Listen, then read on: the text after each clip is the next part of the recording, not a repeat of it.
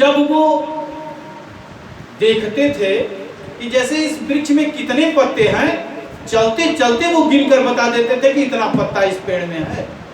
इतना तेज गणित था, उनको भी घमंड अहंकार हो जाता। इसलिए उनके साथ भी द्रौपदी यानी दया का रहना जरूरी है। कहने का मतलब यह है कि लोग कहते हैं कि 5-5 पति के एक ही पति। द्रौपदी हो क्या, द्रौपदी जैसा क्या किसी का स्वभाव हो पाएगा? द्रौपदी दया है, पत्नी दया है,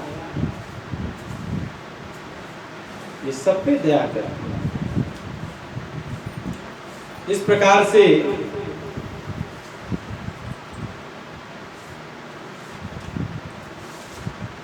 बहुत सारे प्रसंग हैं नारायण के।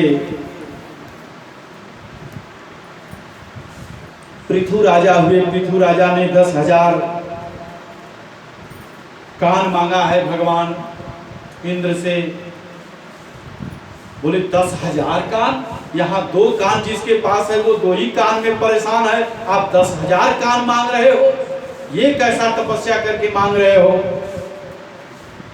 इंद्र भगवान ने कहा कि जब मांग रहे हो, क्यों मांग रहे हो? बोले कि मैं ये सोच रहा हूं कि जब भागवत कथा हो, राम कथा हो, तो 2 काम से संतुष्टि नहीं मिल पा रहा है। 10,000 काम रहेंगे तो सब में से प्रवेश करेगा, तो परमात्मा का हमेशा ध्यान बना रहेगा। ऐसे अद्भुत पृथु जी महाराज को देख करके इंद्र भगवान अपनी पुत्री का विवाह कर दिया।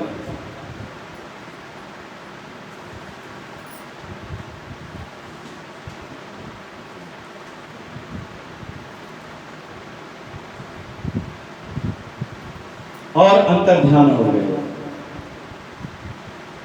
इसके बाद अंतर ध्यान उनका नाम पड़ा। जो पृथु थे अंतर ध्यान हो गए, तो अंतर ध्यान नाम का उनको पुत्र प्राप्त हुआ, उसका नाम अंतर ध्यान पड़ा। अंतर ध्यान से हर्षवर्धन हुए, हविर्धन हुए। हविर्धन के पुत्र जो है प्राचीन बहिर हुए। हर्षवर्धन के पुत्र प्राचीन बहिर बहुत यज्ञ में जो है बलि दिए थे। सब काट काट करके, भैंसा, बकरी, घोड़ा, गाय, सब काट करके बलि दे करके प्रसन्न कर रहे थे। भगवान रुष्ट हो गए थे, उनके राज्य में बहुत अकाल पड़ा, मर गए। दुनिया भर की समस्या आई। जब मरने लगे तो नारद जी ने कहा कि जैसा किए हो वैसा भरोगे। बकरा, घोड़ा, हाथी जितने सब दिए थे, सब मुंह खोल करके खड़े थे। आओ आओ आओ, तुम मेरे राज में आओ, पहले हम खाएंगे तुमको। इसलिए हत्या नहीं करनी चाहिए जीवों पे, जीवों की हत्या नहीं करनी चाहिए।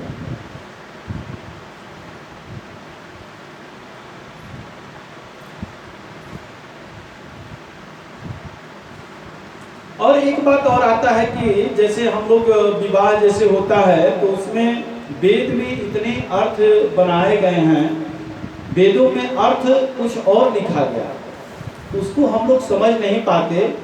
अथर्ववेद बहुत क्लिष्ट है, उसके अर्थ को नहीं समझेंगे, वेद के अर्थ को नहीं समझेंगे तो अनर्थ कर डालते हैं। बलि तो जरूर लिखा गया, लेकिन बलि का समझ नहीं पाए। स्पर्श करना होता है। अहंकार की बलि करो, बकरे की बलि, बकरे की बलि अहंकार है, अभिमान है, उसकी बलि करो।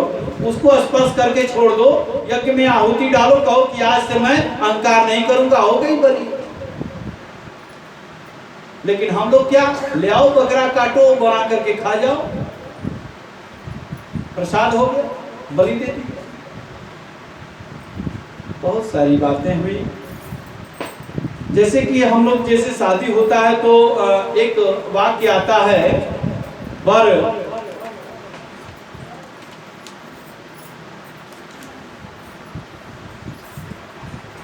को बताया जाता है कि आप जो है जैसे वो लावा जब पड़ता है, लावा जब गिराते हैं तो एक मंत्र आता है, लभे। आलभेद।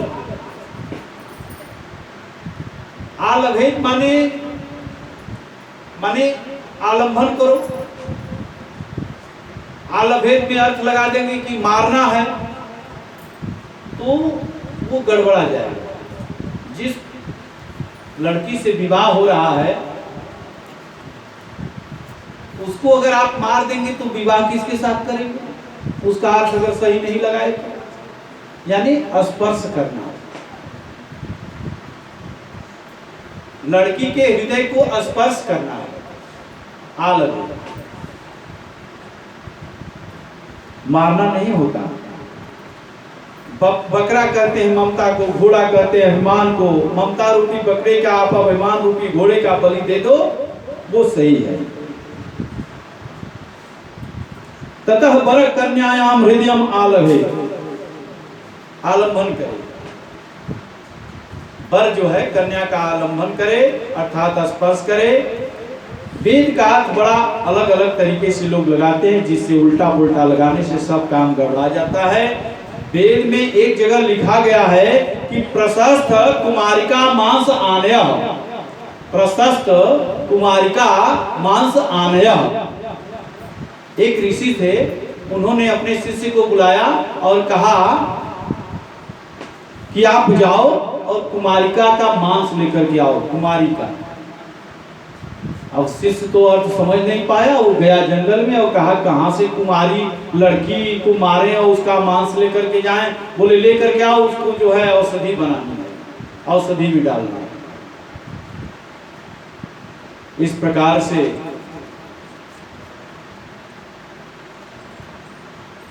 कुमारिका मांस लाओ, उससे औषधि बनाऊंगा। कुमारी के मांस से तात्पर्य यह था कि एक वृक्ष है, उस वृक्ष का नाम घी कुमार है। उस वृक्ष का नाम घी कुमार है, जिसको हिंदी में ग्वार पाठा कहते हैं। और उसी के अंदर की गुदा को मांस बोला जाए। ग्वार पाठा के अंदर जो गुदा निकलता है उसको मांस बोलते हैं।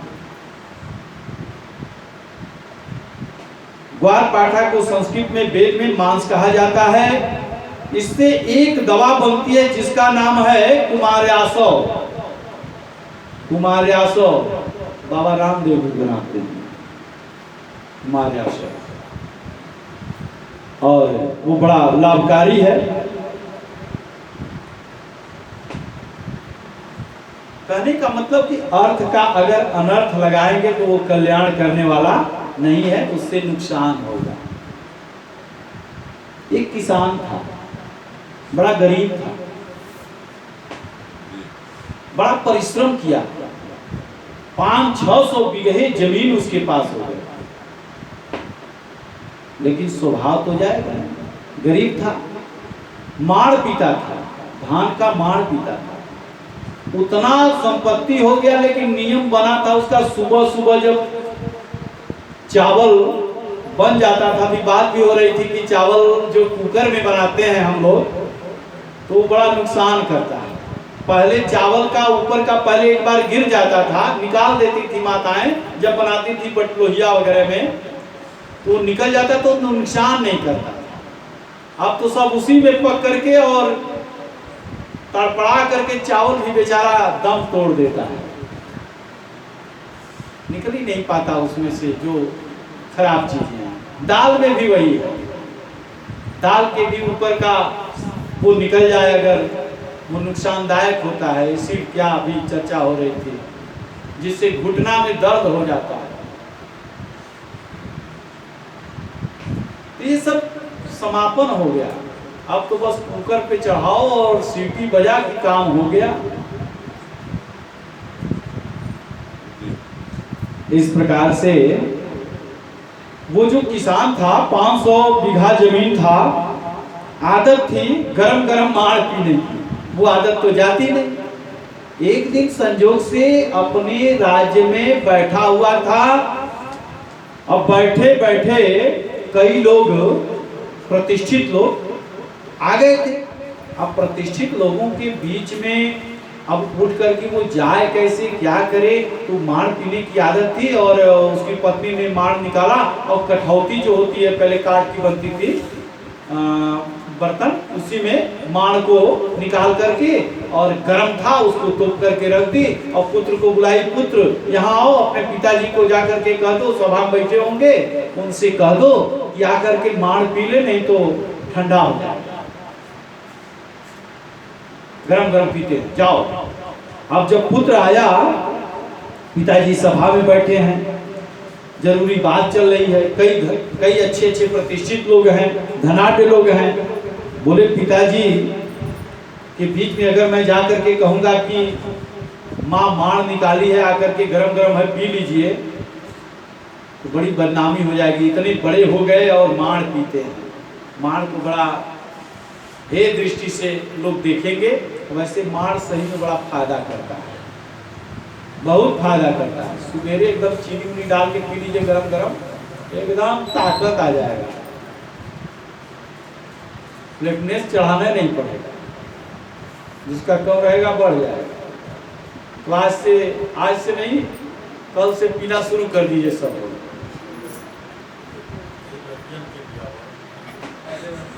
हाँ, रंजन भाई को पिलाना जरूरी है, क्योंकि इनको ताकत की जरूरत है। अभी 4 महीना है, तब तो ताकत आ जाएगा। तो इस प्रकार से जा करके उसने कहा, पिताजी पिताजी धानपुर से माड़ू आया, धानपुर से माड़ू आया, धान के चावल बनता है, चावल से ही तो माड़ बनता है। तो उसने कहा धानपुर से माड़ू आया है, कठौतिया घाट पर बैठा है, जल्दी से आकर के मिल लीजिए, नहीं तो सीतमपुर को चला जाएगा। अब तो वो समझ गए और आए और कहे बस मैं तुरंत आ रहा हूं, बड़ा घाटा लग जाएगा मेरा। सभी लोग समझ नहीं पाए, घर से निकले और आए और 2 मिनट में पिए और पी करके पहुंच गए सभा में। अपने पुत्र को कहे कि बेटा तुम बड़ा बढ़िया से बताए, बड़ा बुद्धिमानी किए। बोले क्या करें, इसीलिए पुत्र अगर अच्छा होगा तो आपका सम्मान करेगा, समझ जाएगा, होना भी चाहिए। उसने कहा और वो समझ गए, काम भी हो गया। तो ऐसा होना चाहिए कि इशारा इशारा में ही बात समझ जाए।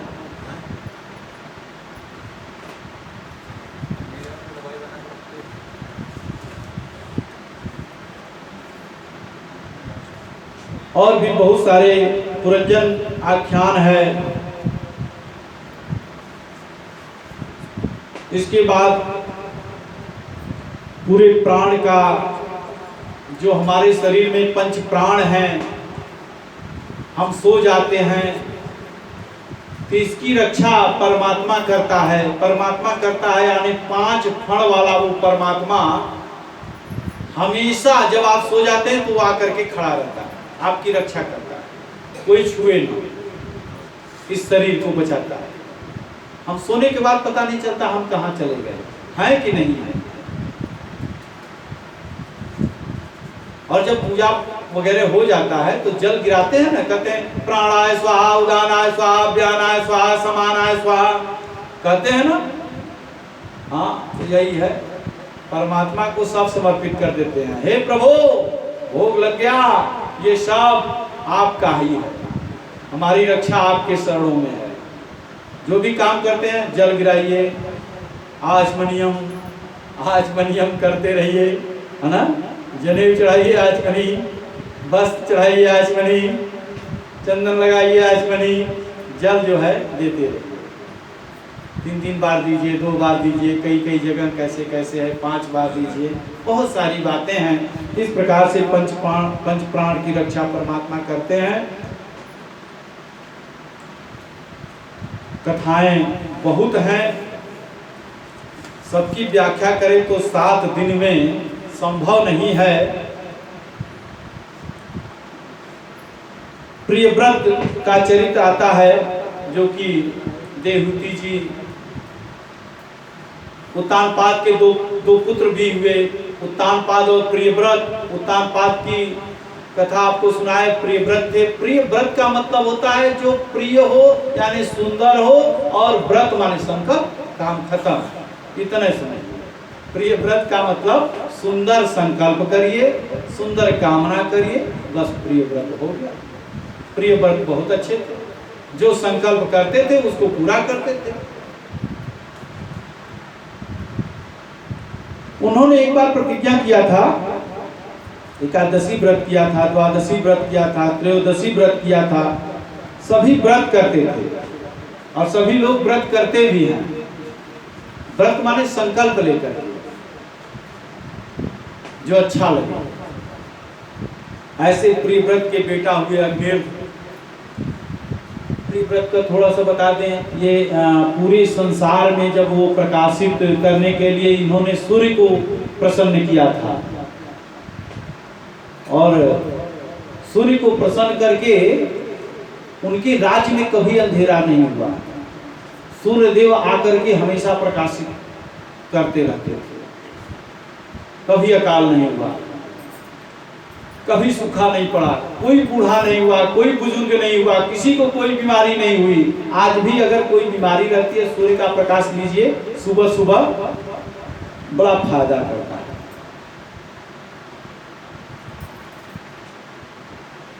प्रिय व्रत के बेटा अग्निर्ध हुए। अग्निर्ध के नाभि हुए, नाभि के ऋषभ देव जी हुए, तीर्थंकर हुए ऋषभ देव जी। ऋषभ देव जी श्रीमद् भागवत में ऋषभ देव को भगवान के 8वें अवतार माने गए हैं। जो जैन परिवार तीर्थंकर हैं वे 24 हैं। भागवत में भी 24 अवतार हैं, तीर्थंकरों में भी 24 अवतार लिए हैं। संस्कृत सनातन है। ऋषभ देव जी के 100 पुत्र थे। सबको उपदेश करते हैं, जब भी सभा में लौटते हैं अपने पुत्रों को सभी उपदेश करते हैं, बताते हैं, समझाते हैं, सब अच्छा कर्म करना, कभी बुरा कर्म मत करना। ऐसे ऋषभ देव जी बड़े पुत्र उन्हीं के भरत हुए। भरत जी का चरित्र भी बहुत लंबा है, और भरत चरित्र, भरत को 3 जन्म तक जन्म लेना पड़ा। भरत जी जड़ भरत हुए, हिरण बने, फिर बाद में उनको मोक्ष हुआ।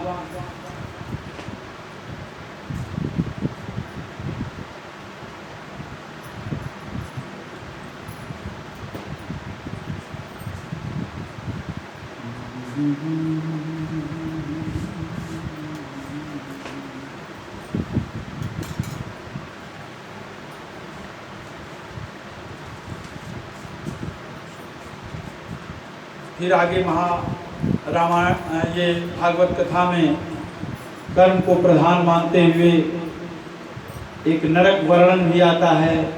28 प्रकार के नरक हैं, इस नरक में भी जाना पड़ता है। दक्षिण दिशा में 99,000 योजन की ऊंचाई पर 28 प्रकार के नरक हैं। आदमी जब पाप करता है तो उस यम मार्ग से दूध रस्सी बांध करके घसीटते हुए ले जाते हैं। ताम्रिस, अंध ताम्रिस, रौरव, महारौरव, कुंभपाक, कालसूत्र, असिपत्रवन इत्यादि, ये सब कर्म है जो जैसा करता है उसको उसमें डाला जाता है। झूठी गवाही करने वाले व्यक्ति जो है ताम्रिस नरक में जाते हैं। पराये धन को हरण करने वाले अंध ताम्रिस नरक में जाते हैं। जो व्यक्ति तृष्णा द्वेष करता है रौरव नरक में जाता है। जो व्यक्ति हिंसा करता है वह कुंभिपाक में जाता है। जो काटता है, काट कूट करके जो नुकसान पहुंचाता है वो कुंभिपाक में जाता है। कुंभिपाक, पाक माने जो भोजन बनाना, कढ़ाई में जैसे तला जाता है पकौड़ी, वैसे ही इंसान को भी तला जाता है, काट काट करके छोटा छोटा। जो काट काट करके मांस बेचते हैं या किसी को काटते हैं, पाप करते हैं, तो उनकी वही दशा हो। ऐसे बड़ी सी कढ़ाई में रख करके तेल गरमा करके उसी में छोड़ दिया जाता है, पकते रहो धीरे धीरे। ये नरक का वर्णन है। हजारों मन तेल खौलता है, उसी में डाल दिया जाता है। मनुष्य चलता फिरता एक कब्रिस्तान है, इसमें अच्छी चीज खाएंगे तो अच्छा जो है विचार बनेगा, और मांस मदिरा इत्यादि खाएंगे तो वो नुकसान करेगा।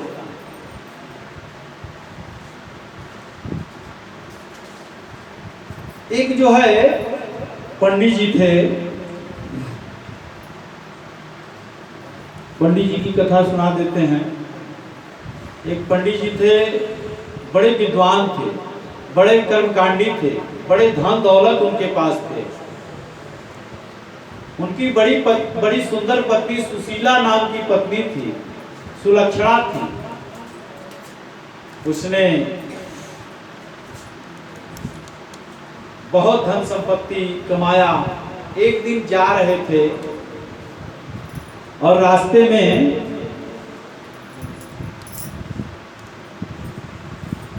एक जो है गणिका को देखी। गणिका यानी बेश्या कर सकते हैं, जिसको गणिका नाम दिया गया, जो अच्छा कर्म न करे। ऐसे हमारे पंडित जी थे। वह एक दिन हुआ क्या,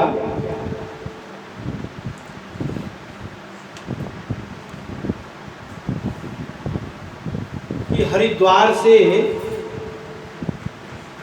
अयोध्या से सभी लोग जा रहे थे, कितने संत आए थे, सब जा रहे थे वृंदावन अयोध्या से।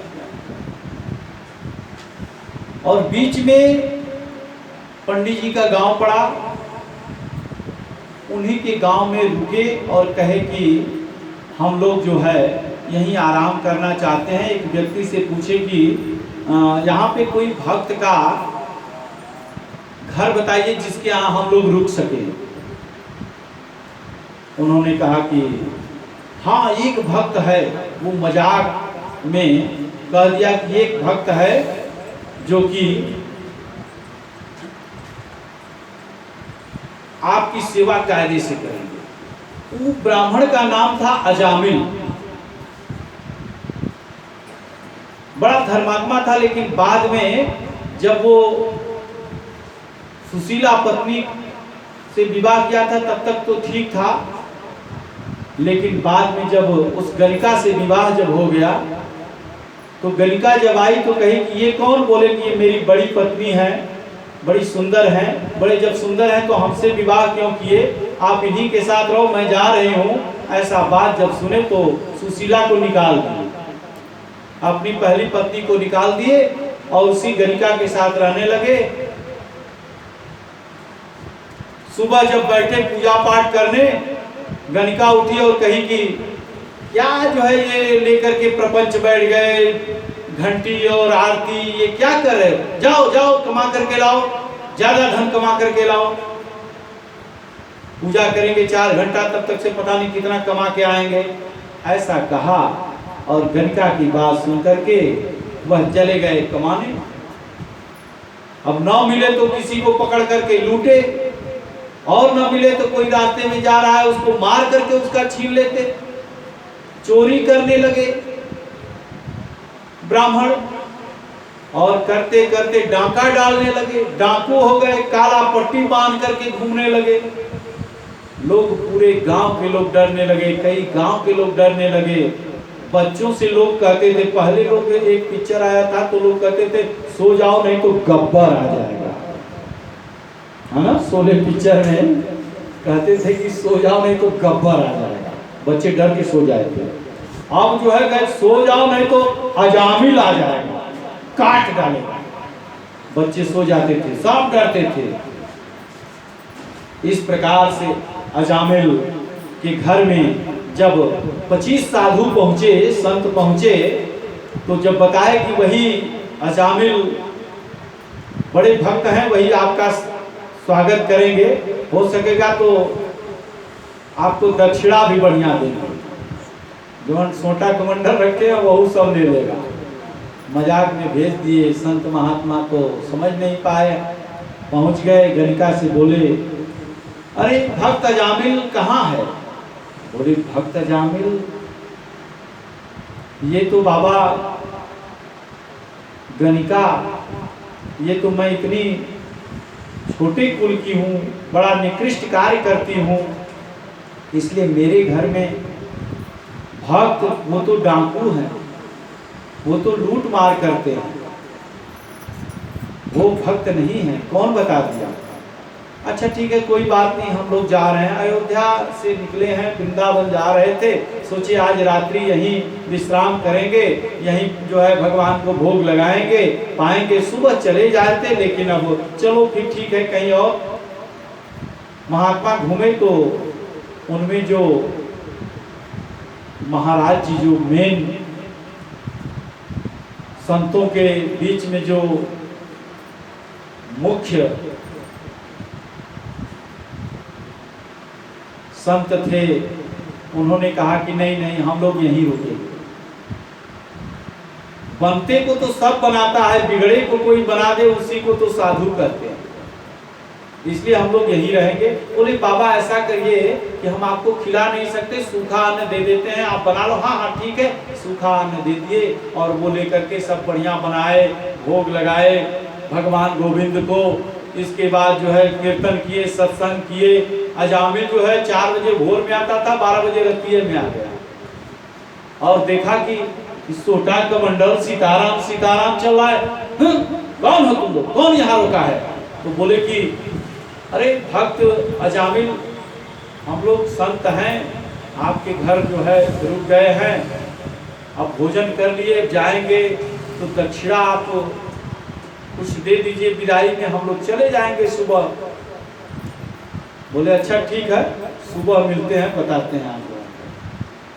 और तब तक अजामिल की पत्नी गणिका आई, कही क्या जो है शोर मचा रहे हैं, महात्मा जी एक दिन रह जाएंगे तो क्या बिगड़ जाएगा? अच्छा अच्छा तुम बुलाई हो, कोई बात नहीं कोई बात नहीं। बहुत डरता था अपनी पत्नी से, वो बहुत अजामिल डरता था। बोले अच्छा ठीक है, 2-4-10 दिन रखो, कोई दिक्कत नहीं। सुबह जाने लगे, संत महात्मा बोले भक्त अजामिल दक्षिणा दो, बिना भोजन के दक्षिणा के कल्याण नहीं होता जजमान का, दक्षिणा दो। तो बोले कि दक्षिणा और हम, बोले नहीं दक्षिणा में हमको धन दौलत नहीं चाहिए। गणिका के 9 पुत्र हुए थे, 10वां पुत्र होने वाला था, ये संत महात्मा देख लिए थे पहले ही दिव्य दृष्टि से।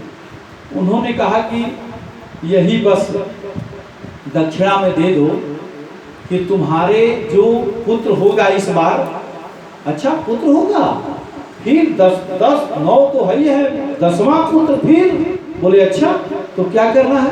बोले उसका नाम नारायण रख देना, यही हम लोगों की दक्षिणा हो जाए। बोले नारायण नाम रखने में क्या है, इसमें दक्षिणा? चलिए ठीक है, नारायण रख देंगे नाम। जो हमेशा मारता काटता था, पथ भ्रष्ट हो गया था, भगवान का जो पूजन करता था वो पथ भ्रष्ट होकर के डाकू बन गया था, वो आज 2 बार नारायण नाम लिया।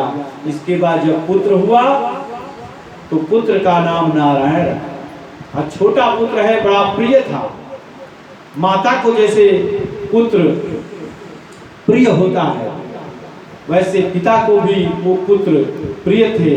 जब भी अजामिल कहीं जाते, नारायण चलो मेरे साथ, नारायण चलो मेरे साथ, 10-20 बार तो नारायण नारायण का नाम ले ही लेते थे दिन भर में।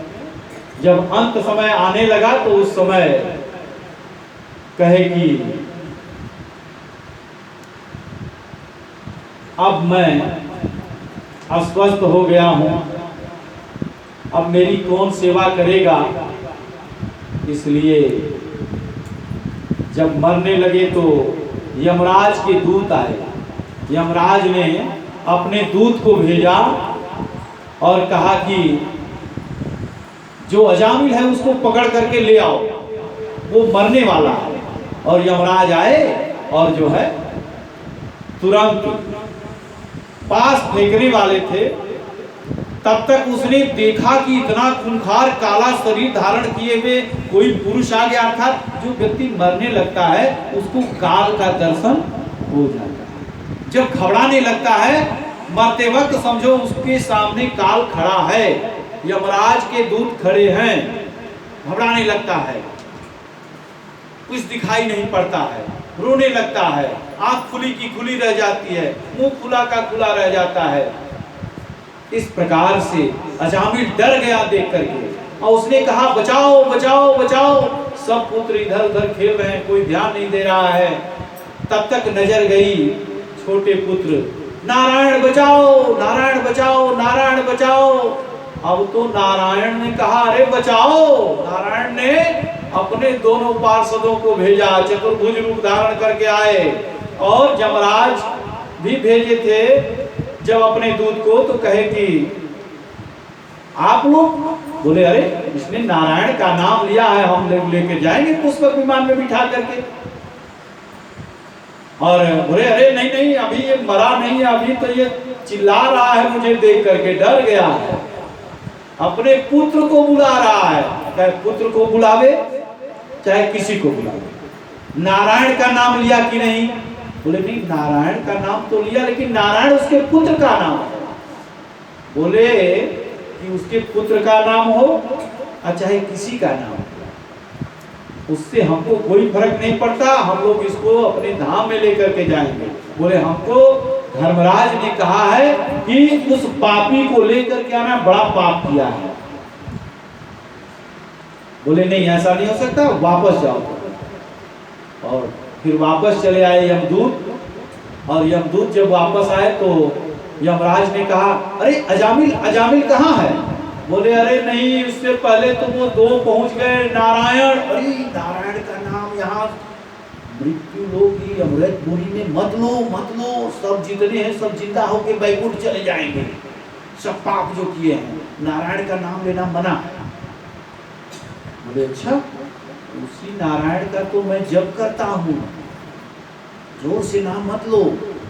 अर्थात धर्मराज यमराज भी नारायण को ही जपते थे। नारायण का घर दक्षिण है, अरे यमराज का घर दक्षिण है और नारायण का घर उत्तर है। इस प्रकार से बोले कि क्या करें? तब तक जो है बोले जाने दो, मत जाओ, जब नारायण नाम ले लिया तो मत जाओ। भक्तों को नारायण का जहां नाम हो, जहां जो भी नाम ले ले नारायण का, भगवान का, सत्संग में बैठ जाए तो उसको छूना मत। कहें किसको लाएंगे? कहें जो नारायण का जिंदगी में कबो नाम न ले उसको पकड़ करके ले जाएंगे, जो दिन भर में एक बार